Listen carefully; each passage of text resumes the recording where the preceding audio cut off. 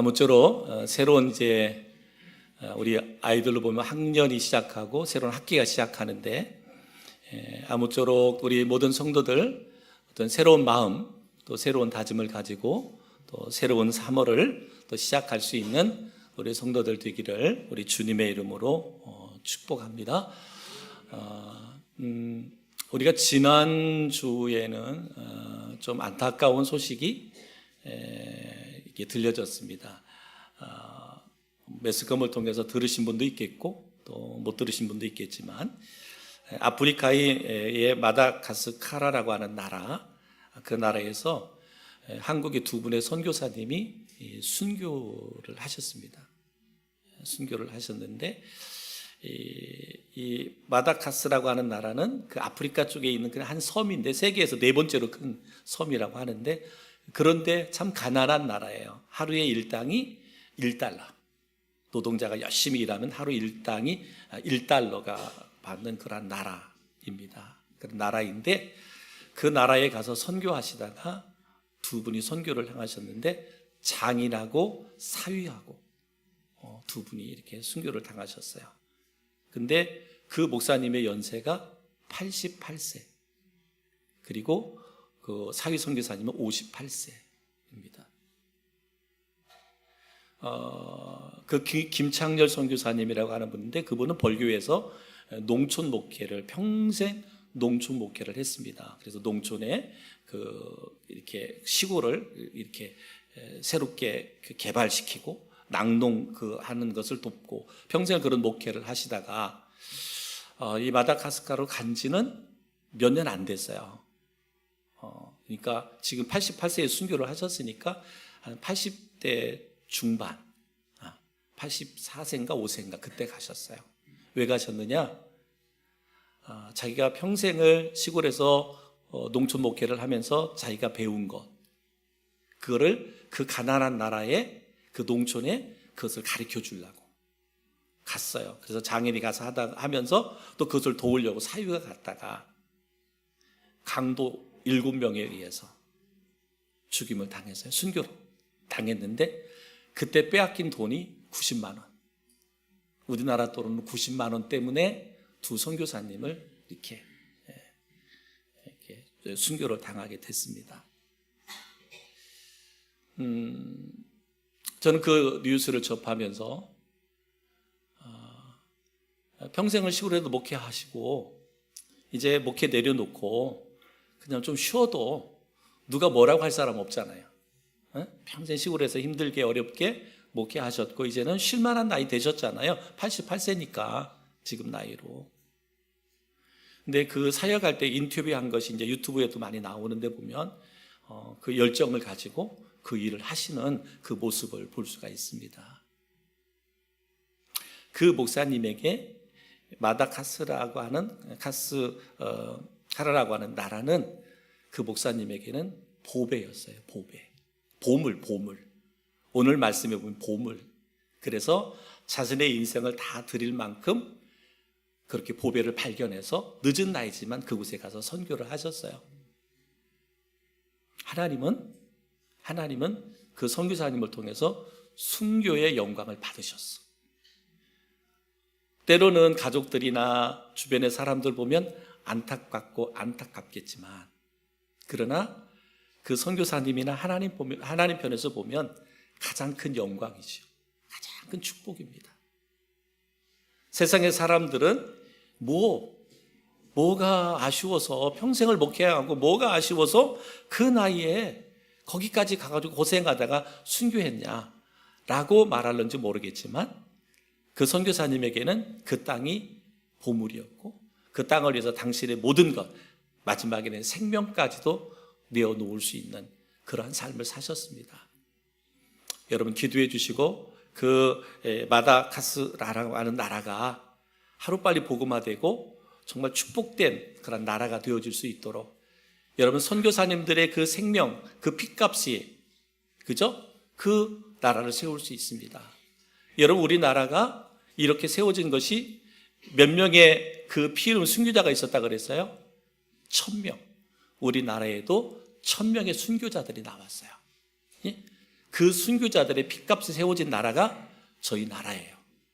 그래서 우리나라가 더 이 나라를 지키기 위해서 교회가 뭐예요? 하나 돼서 기도해야 돼요.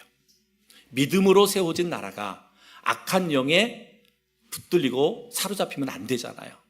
그래서 우리가 더 많이 기도하는 것, 포괄적 차별금지법과 같은 악한 법 입법화되지 못하도록 기도합니다. 이걸 잘 모르시는 분들은 왜 교회가 저러냐 그러는데, 포괄적 차별금지법이라고 하는 것에는 특별히 우리가 기도하는 것 중에 세 가지가 있습니다. 동성애법. 이건 하나님의 창조의 질서를 파괴하는 거죠. 포괄적 차별금지법 속에는 동성애법이 들어갑니다. 가족법이 들어갑니다. 가족법이 들어가서 뭐예요? 이제는 남자와 남자가 결혼해도 된다. 여자가 결혼해도 된다. 그러니까 그것을 이제는 뭐예요? 이제 결혼하고 호적에 올릴 수 있게 해라. 그 법이에요. 그 가족법이에요. 그렇게 할 수 없다. 사학법은 뭐예요? 선교사님들이 세운 미션 학교에서 예배 드리지 마라. 성경 공부하지 마라. 이거거든요. 이거가 통과되면 말 그대로 뭐예요? 이제는 여기 강대상에서도 동성애법은 잘못된 겁니다. 말을 할 수가 없어요. 그건 법을 어기는 것이기 때문에 잡혀가서 벌금을 내든지 감옥에 가든지 그래야 되는 거예요. 우리 기독교인들처럼 차별금지법을 환영하는 데가 없어요.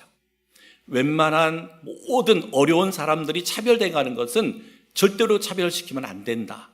그것을 주장하고 그렇게 일을 해온 것이 지금 기독교거든요. 기독교의 신앙이고 우리의 신앙이고. 근데 왜 포괄적 차별금지법이라고 하느냐?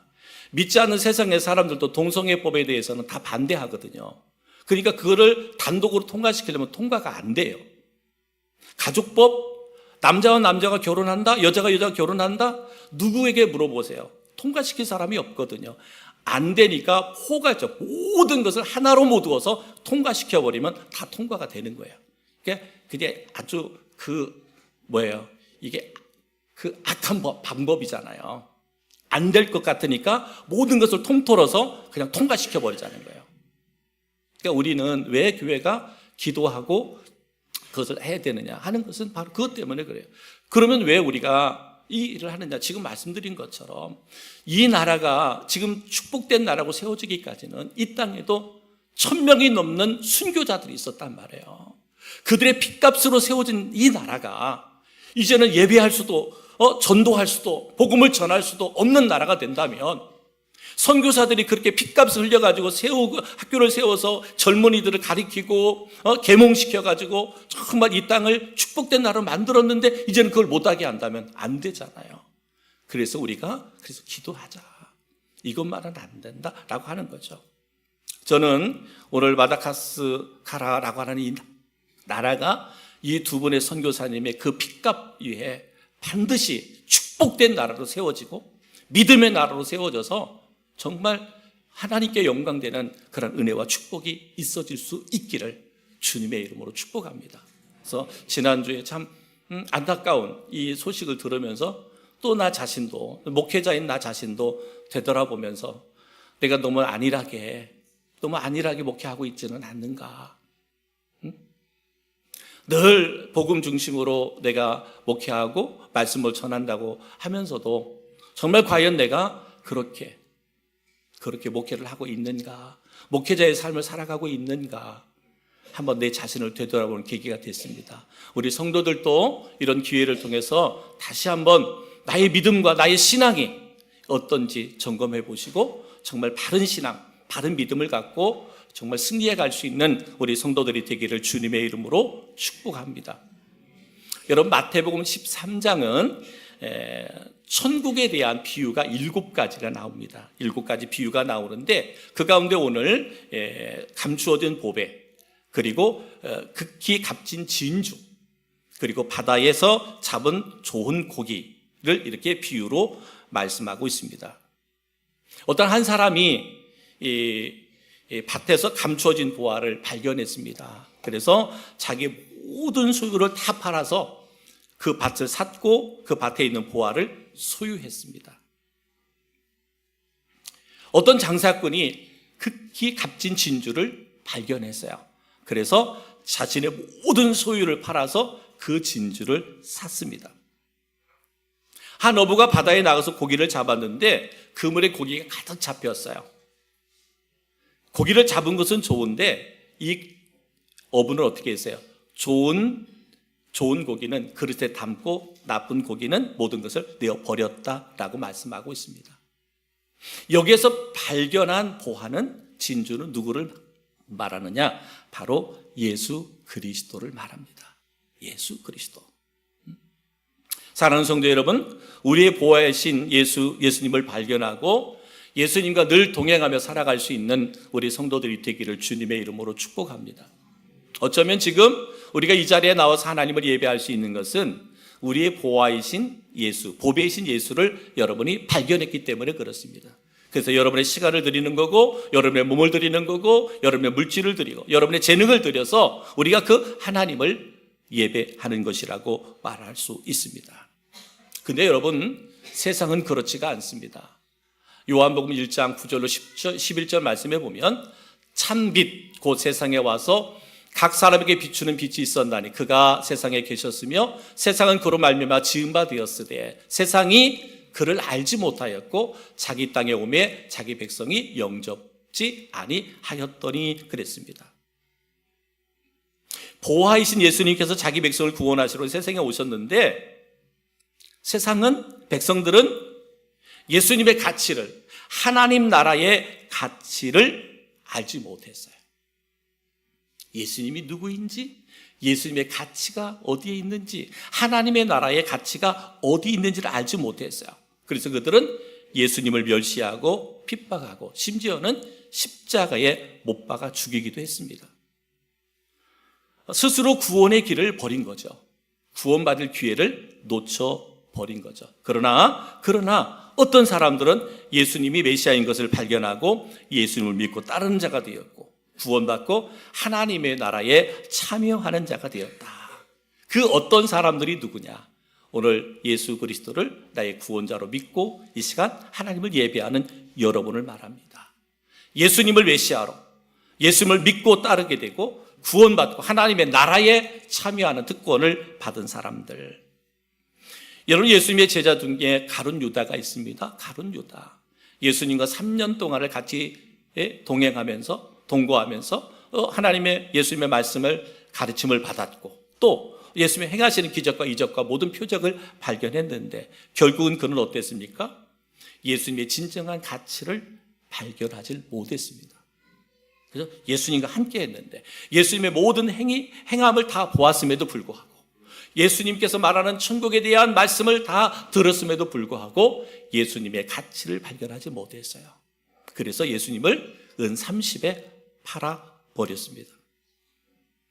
어쩌면 예수님의 가치를 은 30으로 평가했습니다.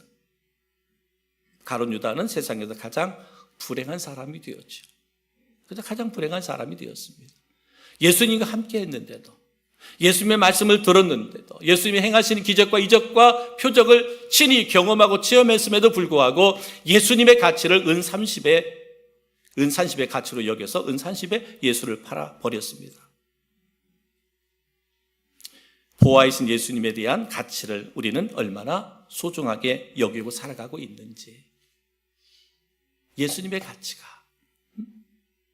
여러분, 우리는 지금 하나님을 예배하는 그리스도인들이죠. 예배하는 그리스도는 우리에게 예수의 가치는 어떻습니까?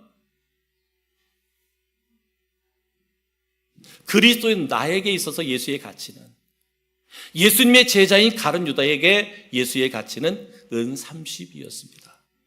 예수님을 예배하고 예수님을 따른다고 하는 그리스도인 나에게 있어서 예수의 가치는 어떻게 되는지 한번 내 자신을 되돌아볼 수 있기를 바랍니다. 세상에 우리가 추구하고 있는 욕망, 내가 세상에 추구하고 있는 욕심 등 내가 세상에서 소중하다고 여기는 가치들, 그 가치들 앞에서 예수님은 어떻게 우리가 가치를 매길 수 있습니까? 혹이라도 내가 세상에서 소중하게 여기는 가치보다도 더 못한 그 가치를 예수님께 매기고 있다면, 여러분의 삶에서도 가룟 유다와 같이 내게 유익함이 있다면 기꺼이 우리는 예수님을 떠나고 버릴 수 있다 이 말이죠. 사랑하는 성도 여러분, 다시 한번 저는 오늘 이 말씀을 통해서 예수가 내 인생의 보아인 그 가치를 바르게 깨닫고 바르게 분별해서 여러분의 삶을 나의 보아이신 예수를 위해서 기꺼이 나의 모든 것을 내어 드릴 수 있는 결단과 은혜가 있는 우리 성도들 되기를 주님의 이름으로 축복합니다. 우리가 잘 아는 것처럼 예수님께서 제자들에게 물었습니다. 마태복음 16장 13절. 사람들이 인자를 누구라고 하느냐. 그랬더니 마태복음 16장 14절에 제자들이 이렇게 말합니다. 이르되 더러는 침례 요한, 더러는 엘리야, 어떤 이는 예레미야나 선지자 중에 하나라 하나이다 라고 말해요. 사람들이 예수님에 대해서 평가를 이렇게 하는 거예요. 침례 요한, 아니면 엘리야, 예레미야, 아니면 선지자 중에 하나라고 이렇게 대답을 했습니다. 그때 예수님께서 제자들에게 물으셨어요. 그러면 너희는 나를 누구라고 하느냐? 세상의 사람들이야, 세상의 사람이 침례 요한이나 엘리야나 예레미야나 선지자 중에 하나라고 말하지만 그러면 너희는 나를 누구라고 하느냐라고 다시 질문했을 때 우리가 잘 아는 마태복음 16장 16절 말씀, 베드로의 고백이죠. 우리 다 같이 읽어볼까요? 시작. 주는 그리스도시요 살아계신 하나님의 아들이시니이다. 베드로의 고백이죠. 베드로의 고백. 저는 이 고백이 우리 모든 성도들의 고백이 되기를 주님의 이름으로 축복합니다. 주는 그리스도시요, 예수님은 메시아, 예수님은 나의 구원자이십니다 라고 하는 고백이죠. 베드로의 고백입니다.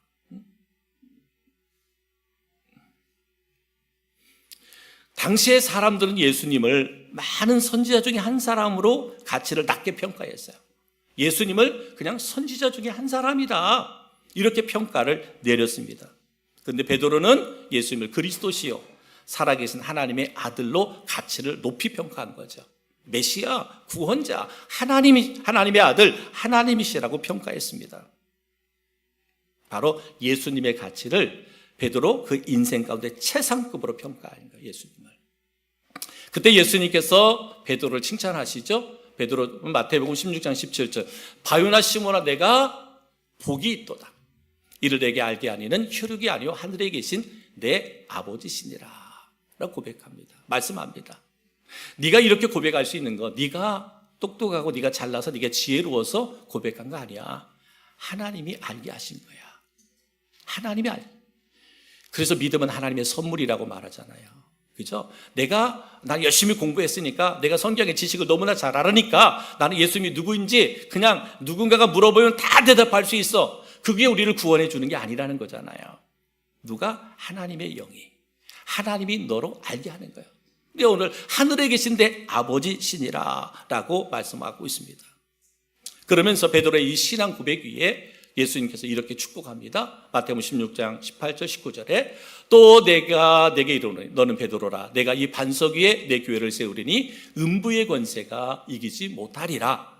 내가 천국 열쇠를 내게 주리니 내가 땅에서 무엇이든지 매면 하늘에서도 매일 것이요 내가 땅에서 무엇이든지 풀면 하늘에서도 풀리리라 하시고 그랬습니다.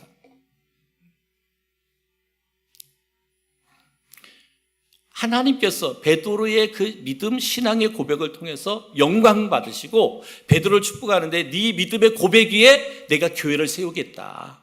교회를 세우는데 음부의 권세가 이기지 못한다. 교회. 그러니까 여러분, 우리가 반석 대신 예수 그리스도 앞에 세워져 있는 교회는, 성도는 음부의 권세, 사단이 우리를 넘보지 못한다, 쓰러뜨리지 못한다 이 말입니다. 그러면서 우리에게 기도의 특권을 주시는 거잖아요. 네가 땅에서 매면 하늘에서 매이고 땅에서 풀면 하늘에서 풀리리라 하는 천국 열쇠를 우리에게 주신 거예요. 이것이 뭐예요? 기도의 특권이죠. 여러분 기도해라 하지만 여러분 기도의 특권은 누구에게 주어지는 거예요? 기도의 특권이 누구에게 주어져요? 주는 그리스도시요 살아계신 하나님의 아들이십니다. 이렇게 믿음, 신앙의 고백을 할 수 있는 자에게 이 기도의 특권을 주시는 거예요. 그러니까 기도를 하고 싶다고 하는 게 아니에요. 이 특권은 예수 믿는 그리스도에게만 주어진 하나님의 특별한 특권이에요. 근데 우리가 때로는 이 특권을 사용하지 않아. 시간이 없다고, 힘들다고, 어렵다고 특권을 사용하지 않아요. 이게 얼마나 어리석은 일이고 미련한 일이에요. 특권, 천국의 열쇠를 주셨는데 그 열쇠를 사용하지 않으면서 맨날 힘들고 어렵다고만 얘기해요. 아프다고만 얘기해요. 속상하다고만 얘기해요. 땅에서 풀면 하늘에도 풀고, 땅에서 매면 하늘에, 땅에서 매면 하늘에서 매이고, 땅에서 풀면 하늘에서 풀리는 그 특권이 우리에게 주어진 기도의 특권인데, 먼저는 믿음의 고백 위에 하나님 주신 이 특권을 마음껏 사용할 수 있는 우리 성도들이 되기를 주님의 이름으로 축복합니다. 예수님을 여러분의 인생의 최고의 가치로 평가할 수 있기를 바랍니다. 예수님이 여러분에 있어 예수님이 최고의 가치예요. 예수님을 최고의 가치로 평가하면 예수님으로 인해서 최고의 가치 있는 인생을 살 수 있다. 내가 세상의 것, 땅의 것 많이 소유해서 내 인생의 가치가 올라가는 것이 아니라 예수 그리스도를 내 인생의 최고의 가치로 여길 때 내 인생이 최고 가치 있는 인생이 된다. 아멘? 아멘으로 받으셔야 돼요. 아멘으로. 예수 그리스도를 최고의 가치로 여기면 내 인생은 최고의 인생, 가치 있는 인생이 된다라고 하는 것이죠. 여러분, 18세기에 백인들이 아프리카에 처음 진출했을 때 아프리카 사람들에게 다이아몬드는 적은 돈으로 살 수 있었다고 그래요. 왜냐하면 아프리카 사람들은 다이아몬드의 가치를 몰랐어요. 그러니까 18세기의 백인들은 이 다이아몬드의 가치를 알았잖아요. 그러니까 아프리카 사람들은 다이아몬드의 가치를 모르니까 조금만 돈을 줘도 그냥 다이아몬드를 갖다 주는 거예요. 파는 거예요.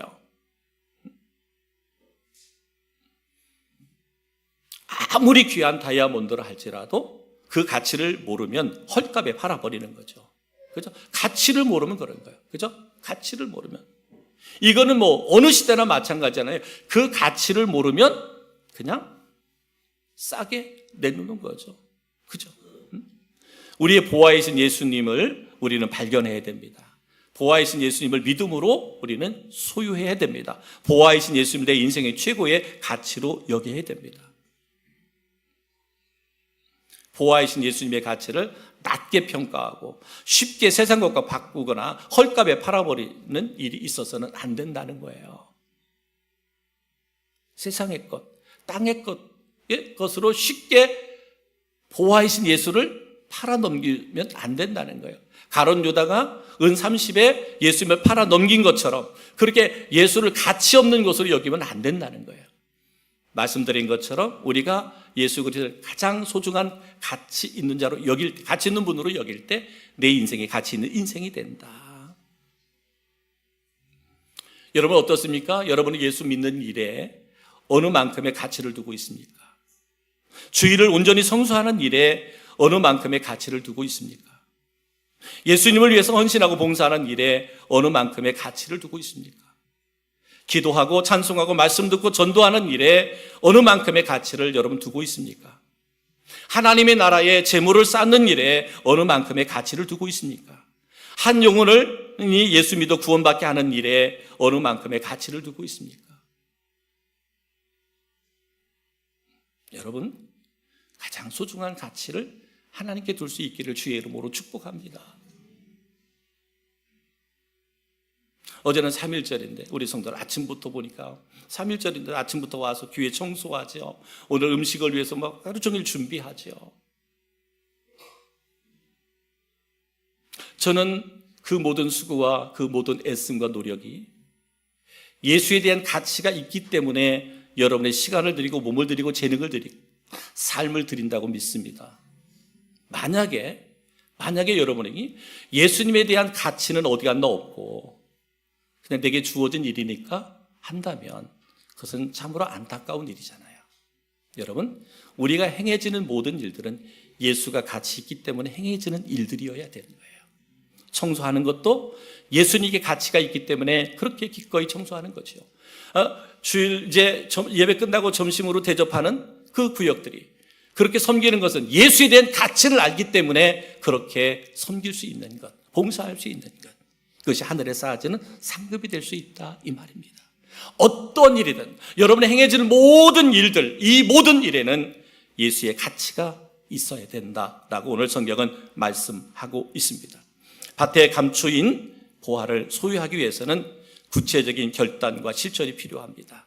극히 값진 진주를 소유하기 위해서는 구체적인 결단과 실천이 필요하지요.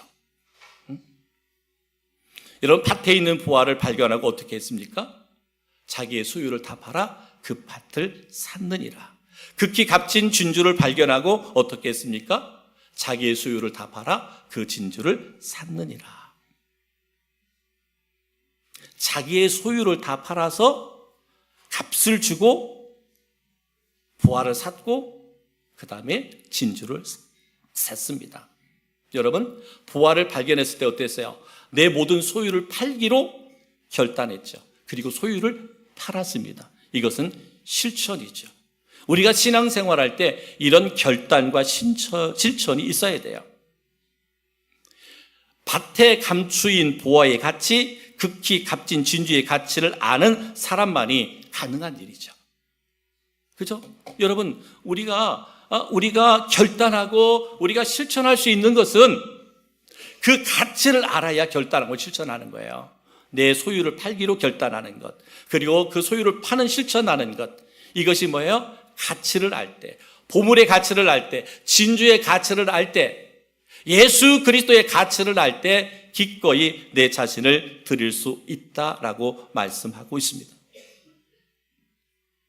다시 한번 사랑하는 성도 여러분, 저는 여러분 한 사람 한 사람이 보물이신, 보화이신, 값진 진주이신 예수의 가치를 바르게 분별할 수 있기를 주님의 이름으로 축복합니다. 그래서 주님을 위해서라면 여러분의 모든 것을 결단하고 드릴 수 있는 결단과 실천할 수 있는 순종의 삶이 있기를 다시 한번 주님의 이름으로 축복합니다. 오늘의 말씀을 정리해 보면 예수님은 천국의 가치를 자기의 소유를 다 팔아 사들인 보화가 숨겨진 밭에 비유했습니다. 예수님의 천국의 가치를 자기의 소유를 다 팔아 산 극히 값진 진주로 비유했습니다. 천국은요, 모든 것을 다 버리고서라도 얻어야 되는 최고의 가치가 있는 것이에요. 천국은. 여러분, 우리의 궁극적인 신앙의 목적지는 어디예요? 천국입니다. 우리가 이 땅에 살아가는데 무슨 천국에 대해서 그야 뭐 죽은 다음에 가든 말든 뭐 이렇게 생각하는 사람이 있어요.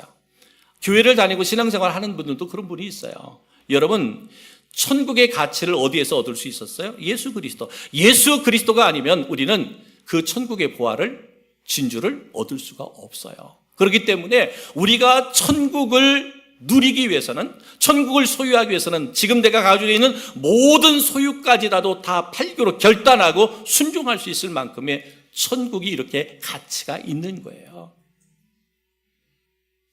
여러분은 우리의 인생이 죽으면 끝이 아니잖아요. 여러분, 죽으면 끝인 인생이면 우리가 이렇게 교회 다닐 이유가 뭐 있어요? 그저 그냥 뭐 세상 놀러 다니고 세상의 쾌락과 향락 즐기고 뭐 그러면 살면 돼요. 사람의 눈치 볼 필요도 없잖아요. 내 마음대로 살면 되는 거예요. 그러다 죽으면 끝이니까. 그러나 우리는 천국에 대한 확신이 있는 사람들이잖아요. 그죠? 천국을 발견한 사람들이잖아요. 천국을 발견한 사람들, 보화를 발견한 사람, 진주를 발견한 사람이에요. 그래서 그것을 얻을 수 있는 것은 예수 그리스도밖에 없다라는 것을 아는 사람들이기 때문에 기꺼이 내 자신을 내어드릴 수 있는 것이죠.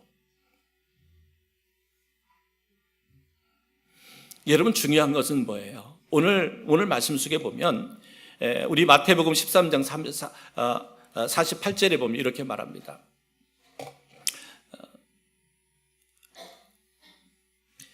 그물에 가득함에 물가로 끌어내고 앉아서 좋은 것을 그릇에 담고 못된 것은 내어 버리느니라. 바다에 그물을 쳐서 많은 고기를 잡았는데 그 주인이 뭐예요? 좋은 것은 그릇에 담고 나쁜 것은, 못된 것은 내어 버리느니라 라고 말씀했습니다. 어부의 선별 작업은 세상 심판날 바로 인류를 향한 주님의 심판 원리예요. 심판 원리. 마태복음 13장 49절부터 50절 말씀해 보세요. 세상 끝에도 이러하리라. 천사들이 와서 의인 중에서 악인을 갈라내어 풀무불에 던져 넣으리니 거기서 슬피 울며 이를 갈리라. 그랬어요. 지금 13장이면은 천국에 대한 비유가 7가지가 있다 그랬잖아요. 7가지가 있는데요. 알곡과 가라지의 비유 속에서도 보면 어땠습니까? 내버려둬라. 괜히 가라지를 골라내다가 알곡까지 다칠까 봐 그러니까 내버려둬라. 그런데 마지막 때에는 알곡과 쭉정이를 구별해내는 거예요.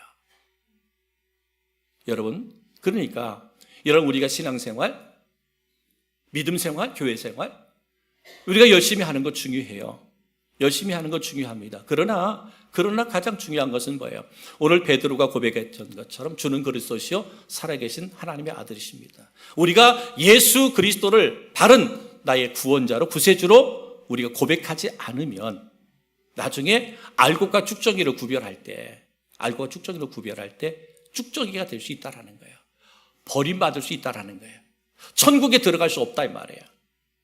천국은 누가 들어갈 수 있어요? 예수 그리스도를 구주로 믿는 사람, 구원자로 믿는 사람만 들어갈 수 있잖아요. 그러니까 우리가 나름대로 난 교회를 열심히 다니고 믿음 생활 열심히 하고 교회 생활 열심히 하니까 당연히 나는 구원받아 천국 백성이 될 거야. 여러분, 우리가 그렇게만 우리가 생각할 게 아니라는 거예요. 날마다 내 믿음을 점검해야 돼요.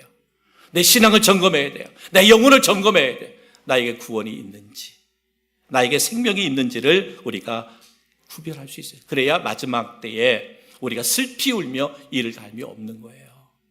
나 평생 주님 위해서 일한다고 교회 다니고 헌신하고 봉사하고 했는데 왜 나 천국 못 들어가게 해요? 왜 나 천국 못 들어가게 해요? 너 예수 안 믿잖아. 너 예수 안 믿잖아. 너 그냥 예수 믿는 척 했잖아. 예수의 가치를 은 30에 판 가룟 유다와 뭐가 달라? 만약에 그렇게 평가한다면 우리는 뭐요? 슬피 울며 이를 갈 수밖에 없는 그러한 삶이 되지 않도록 우리의 믿음을 점검하고 또 믿음을 점검하고 우리의 신앙을 더 견고하게 세워가는 그런 삶이 필요하다 하는 것이죠. 그래서 오늘 말씀 우리에게 주신 말, 천국은 맞지.